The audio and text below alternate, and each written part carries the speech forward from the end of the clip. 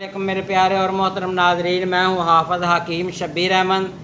मेरे प्यारे नाजरीन, पहली रूटीन की तरह आज का जो नुस्खा है वो बियॉन्ड द डिमांड है। आज का जो नुस्खा है बहुत ही सिंपल, आसान घरेलू रेमेडी है। आज का जो नुस्खा है ये ख़ारिश, दंदर, चंबल, इसके अलावा बवासीर वाले जो मरीज़ हैं वो इसको इस्तेमाल कर सकते हैं। बहुत ही सिंपल सा, बहुत ही आसान सी चीज़ें हैं। 4 चीज़ों पर मुश्तमल ये नुस्खा है। आज का जो नुस्खा है रोगने आसाबी गुदी नुस्खा है। ऐसे मरीज़ के जिनको बवासीर, पखाने वाली जगह पर ख़ारिश होती हो या अंदरूनी जलन होती हो तो वो भी ये वाला रोगन का नुस्खा यूज़ कर सकते हैं।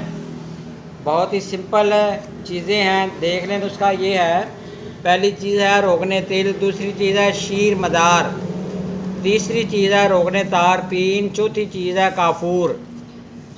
जो तिलों का तेल है 250 ग्राम और शीर मदार अक का दूध होता है, ये आपने इसके अंदर तिलों के तेल में जला लेना है। इसको अलग आप जला लें। उसके बाद रोगने तार पीन में काफूर को आप मिक्स कर लें।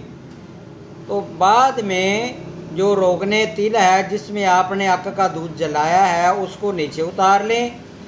जब ये नीम गर्म हो तो इसमें आपने रोगने तार पीन जिसमें काफूर मिलाया होगा इन दोनों को मिक्स कर देना है।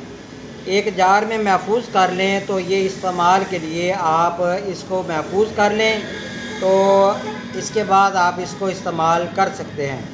तो मेरा नंबर नोट फरमा लें। अगर आपने ये तैयार शुदा भी मंगवाना हो तो आपको मेरे दुआ खाना से मिल जाएगा।